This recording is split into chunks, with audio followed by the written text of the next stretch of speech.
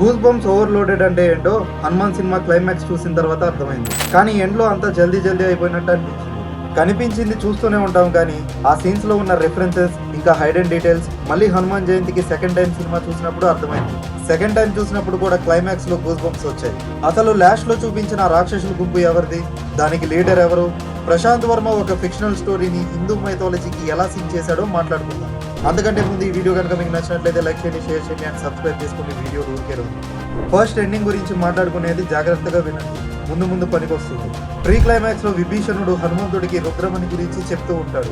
అదే సీన్ లో మరో మహాయుద్ధం పురుడు పోసుకొని ఉంది. ఆ మహాయుద్ధం యొక్క శంకునాదం నువ్వు అని అంటాడు. అంటే ఆ యుద్ధానికి రీజన్ నువ్వు అని. ఇదంతా ఎండ్లో కరెక్ట్ అవుతుంది. క్లైమాక్స్ ఫైట్ అప్పుడు హనుమంతు విలన్ ని చంపుతుంటే రుద్రమణి కూడా బ్లాస్ట్ అయిపోతుంది.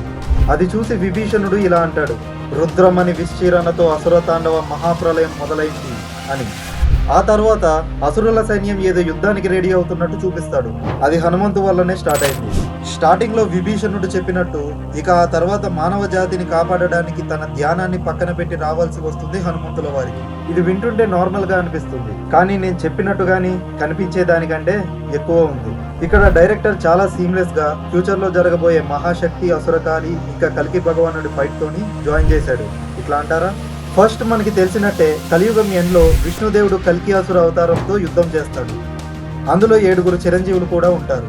కానీ మనకి తెలిసినట్టు ఆ 7 చిరంజీవులు కలియుగం ఎండ్ వరకు ఎర్త్ మీదనే ఉంటారు, కానీ నార్మల్ మనుషులకి దూరంగా ఉంటారు.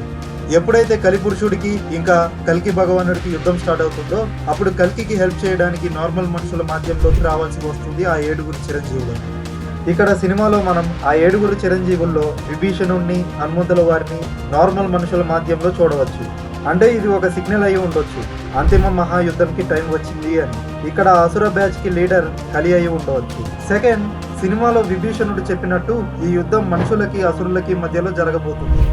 మేబీ హనుమంతు అంటే హనుమాన్ లాంటి ఎక్స్ట్రాడినరీ హ్యూమన్ కూడా ఈ యుద్ధంలో కల్కికి హెల్ప్ చేయవచ్చు. ఇక Prashanth Varma upcoming super hero films లో ఇలాంటి సూపర్ హీరోని చూపిస్తాడు.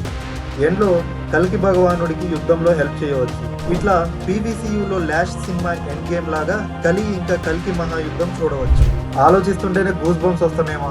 క్లైమాక్స్ లో ఆ బ్లడ్ డ్రాప్ వెళ్ళి హనుమంతు కంట్లో పడుతుంది. ఇక నెక్స్ట్ వచ్చే సీన్స్ మీ ఊహకే వదిలేస్తున్నాం. మీకేమనిపిస్తుందో కామెంట్ చేయండి.